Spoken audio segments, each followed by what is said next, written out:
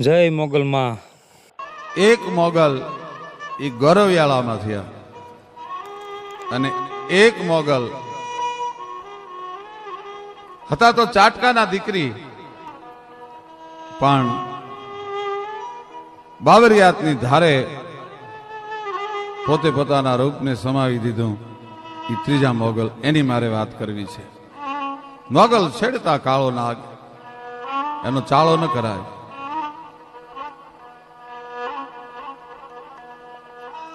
તળાજામાં એ વખતે રાઠોડ, વાજા રાઠોડ, હરરાજ વાજાનું રાજ છે. અને આલાસા નામનો કામદાર, પણ એ કામદાર એ નેહડામાં એવો ખાધોડકો માણસ કે નેહડામાં જઈને માણસો દ્વારા કહેવરાવે કે આજ બાપુને દૂધપાક જમવો છે એટલે તમારી ભેહુના દૂધ મોકલી દેજો. આજ મહેમાનો આવ્યા છે, ભેહુનું ઘી મોકલી દેજો.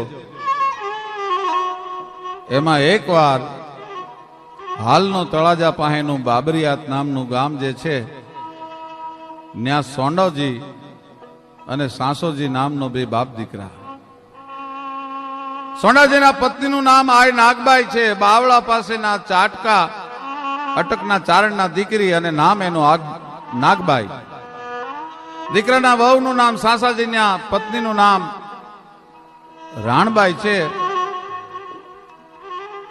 અને એવો દિનમાં દહકો એમ કહેવાય ટેકો લઈ ગયો છે. જોગમાયાના સ્મરણ રોજ હાલે અને મા પાસે, આઈ નાગબાઈ પાસે, સોંડાજી પાસે ઘોડી બહુ સારી છે. દર વર્ષે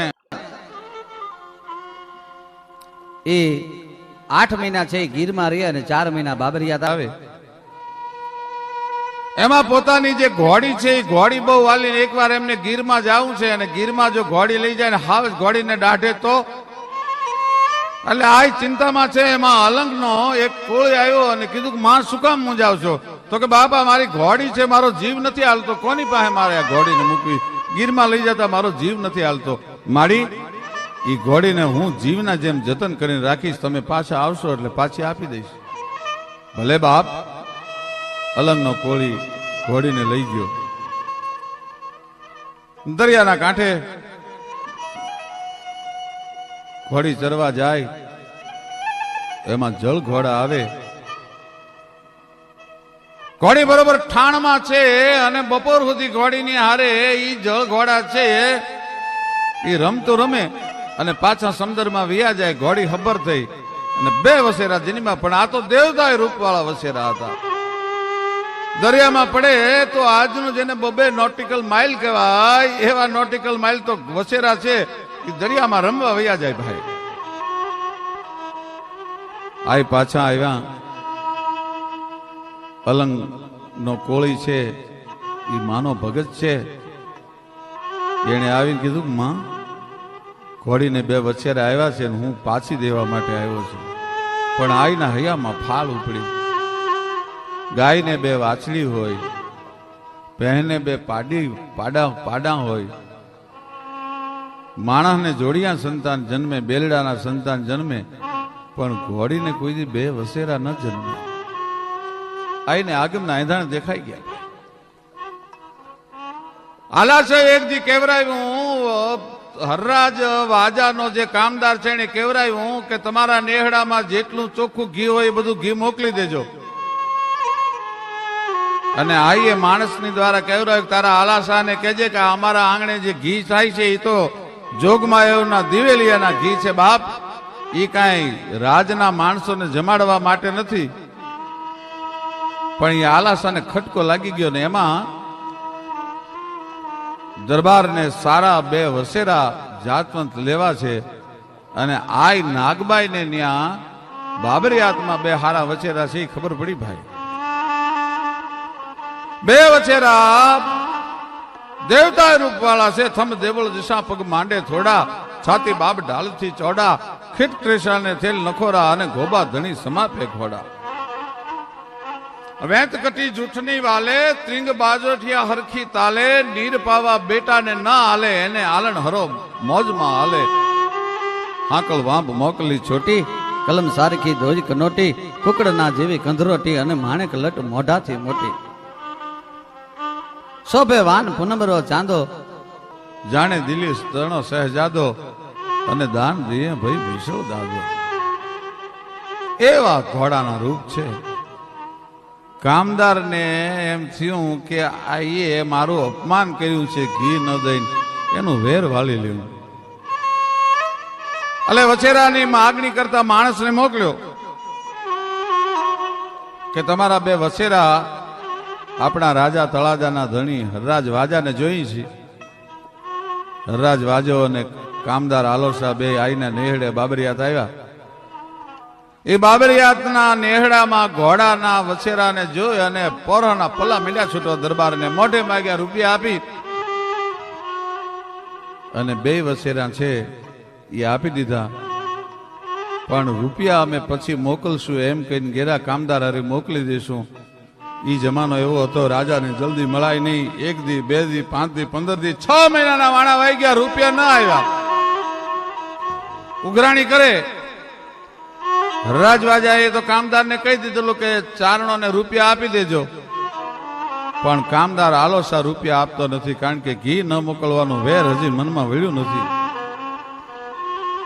એ રૂપિયા નથી આપતો ને એમાં એક દી સવારના પોરની માલપા વહેલી સવારે બે બાપ દીકરો સોંડોજી અને સાસોજી તૈયાર થઈ અને નાગબાઈને કીધું કે અમે રૂપિયા લેવા માટે જાય છીએ. જો આજ આલોસા ના પાડશે તો એનું પરિણામ સારું નહીં આવે. એક દી સવારના પોરની માલપા વહેલી સવારે બે બાપ દીકરો સોંડોજી અને સાસોજી તૈયાર થઈ અને નાગબાઈને કીધું કે અમે રૂપિયા લેવા માટે જાય છીએ. જો આજ આલોસા ના પાડશે તો એનું પરિણામ સારું નહીં આવે. આવ્યા કામદારને કીધું કામદાર રૂપિયા કે હવે રૂપિયા ચાંદડીમાં લ્યો, રૂપિયા રૂપિયા મળે નહીં તમને. તો કે અમે રાજા પાસે રાવ કરવા જાશું. કે તો હવે તમારા રાજા પાસેથી તમે રૂપિયા લઈ લેજો. હરરાજ વાજાને મળ્યા છે. કામદારને હુકમ આપ્યો કે આના રૂપિયા આપી દો. બહાર નીકળીને કામદારે કીધું કે તો રાજાએ હુકમ આપ્યો, ક્યાં રોકડા આપવાનું કીધું છે, થાશે ત્યારે દેશું, વહેતા પડો. અને ભાઈ આ તો ચારણો હતા, અંગ રૂમાંગ અવળા થયા અને વ્યાપી જ્વાળા વ્યો. પર તપ્ત તેલ જલ બંધ જાલ જગ્યો કે પૂછ જાગ્યો ખરા. કડકડતા તેલમાં છાપો ભરીને પાણી નાખો ને જેમ જાળ લાગે એમ બે બાપ દીકરાને જાળ લાગી. થાર થાર થાર થાર થાર શરીર ધ્રુજવા માંડેલું. તમે ત્રાંબા જેવી આંખું થઈ ગઈ. બે બાપ દીકરાએ માતાજીની જય બોલાવીને ગળાની માલ પર કટારો પહેરી લીધું, ત્રાગુ કર્યો ને કામદારની ડેલીએ લોહી છાંટ્યું. સવારના પહોરમાં આવી નાગબાઈ છાશ ફેરવે છે. એ છાશું ફેરવતા ફેરવતા છાશ ને સંભાળવા ડેર ને ઊંચું કર્યું ત્યાં તો લોહીના ધ્રાંગા દેખાણા ભાઈ છાશમાં. નાગબાઈ ને નક્કી થઈ ગયું બે બાપ દીકરાએ ત્રાગુ કર્યું. એટલે નાના બેન આટો જેવા બાવળાથી આવ્યા છે. એને કીધું કે હું જાઉં છું પણ મોગલ આપણી મહેમાન છે, જોજો હોય એને જગાડતા નહીં કોઈ. મને ખબર પડી કે બે બાપ દીકરાએ ત્રાગુ કર્યું છે, હવે હું જાઉં છું. બે બાપ દીકરો મરે પછી મારે શું પ્રાણ રાખીને કરવો. પણ જોજો મોગલ ને જગાડતા નહીં, મોગલ ને આ વાત ન કરતા હું ક્યાં જાઉં છું, શું થયું છે એની. અને આય નાગબાઈએ બાબરિયાથી તળાજાનો માર્ગ લીધો. હજી હિમાડે નહીં પગ્યા હોય ત્યાં મોગલ જાગ્યા. રાણબાઈને પૂછ્યું, રાણબાઈ મારા બેન ક્યાં, નાગબાઈ ક્યાં? કે મારી વાછરું સંભાળવા ગયા છે, આમ છે તેમ છે, ખોટા ખોટા બાના બતાવ્યા. પણ આ તો મોગલ હતી અને ખબર પડી ગઈ ભાઈ. બસ એ એકલી જ ચારણ હતી, મને ચારણ ન ધારી. બે બાપ દીકરો ત્રાગુ કરે ને હું અહીંયા બેઠી રહું. પણ કાંઈ વાંધો નહીં, એમાં નાગબાઈ નો નહીં પણ કોઈ દી કોઈ આવ્યું ને ઓળખી ગયા નથી. એમાં નાગબાઈ શું કરે? એ ભાઈ બાબરિયાતની ધાર પાસે આવી, આજની જે બાબરિયાતની ધાર કહેવાય છે ને, આવીને પંજો પછાડ્યો ત્યાં તો ખારા કરતી આપમાંથી એક કાગડી આવી, પણ મકાનના જે બે પડાળ હોય એવી તો એની બે પાંખું છે, અને આડહર જેવી જેની ચાંચ છે ને ખરેરાટી કરતી કાગડી ઉતરી, એની ઉપર આ મોગલ સવાર થયા.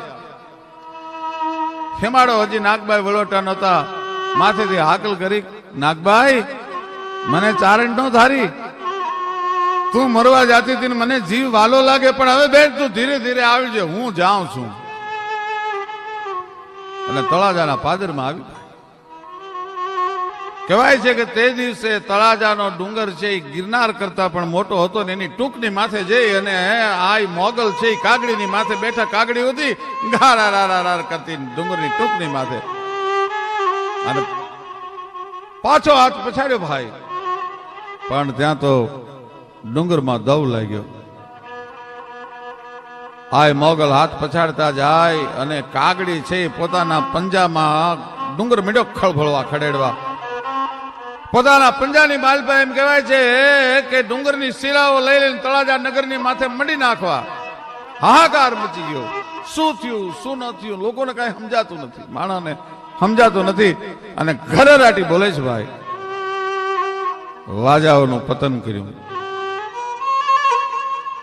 ડુંગર ધરતીમાં ધીરે ધીરે ધીરે ધીરે ધીરે હમાવા મંડાણો, અને આજનું જે ઈશોરા છે ઈશોરાના પાથરની માલપા આલોસા કામદાર અને એનો દીકરો બે ભાગ્યા જાય છે. આ નાગબાઈએ કાગડીનું સ્વરૂપ જે કાગડીની માથે સવાર થયા હતા એ ડુંગરની માથેથી ઉડીને ડુંગરને કીધું, બસ બાપ હવે વધારે ધરતીમાં હમાવાની જરૂર નથી, મારે જે કરવું હતું મેં કરી લીધું. એ ન્યાથી ભાગતા ઈશોરાના પાદરમાં આલોસા અને એનો દીકરો બે છે, અને એની માથે કાગડી એમ કહેવાય છે પથ્થરની શિલાનો ઘા કર્યો, પણ દીકરો ગણેશિયો મંડ્યો કગરવા, એ માં મારો શું વાંક, મારા બાપનો વાંક, મને હું કામ મારો છો? બાપ લોહી તો તું આલાસો નો, ભલે તું બાળક છો, પણ આજ આવો કામો ચારણોના નેહડા પર કર્યો, તું જીવતો રહે ને આલાસાનું લોહી પાછું સ્વભાવ પ્રગટ થાય ને બીજા ચારણોને સહન કરવું પડે તો? પણ જા બાપ, તે માફી માંગી છે એટલા માટે હું તને જવા દઉં છું, અને તારે પૂજન થશે. અને ઈશ્વરાના પાદરમાં આજે પણ એ આલાસાનો દીકરો ગણેશિયો ગણેશ તરીકે પૂજાય છે. જેણે જેણે મોગલનો ચાળો કર્યો, જેણે જેણે મોગલની સામે એમ કહેવાય છે કડવી મીટ કરી, એને મોગલે એમ કહેવાય છે કે રાજના મૂળજાઓ ઉખેડી નાખ્યા. હરરાજવાજાના રાણીએ ખોળો પાથરીને પગે લાગ્યા કે માં કે જાઓ બાપ, તળાજુ છોડી દેજો, તમે નિર્દોષ છો, પણ તળાજુ છોડશો એટલે તમારો વંશ વધશે. આજે પણ મહુવાથી ઠેઠ સોમનાથના કોડીનારના પાદર સુધી વાજા દરબારો છે એ ઉકળીને રહે છે. અને એટલા માટે કવિએ કીધું કે મોગલ છેડતા કાળો નાગ મોગલ દેવ જેવી છે, મોગલ છેડતા કાળો નાગ મોગલ દેવ જેવી છે.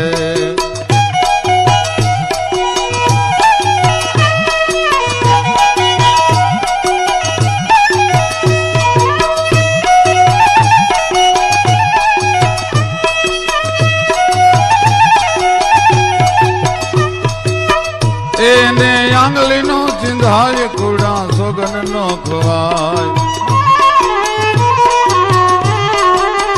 એને આંગળી નો ચિંધાય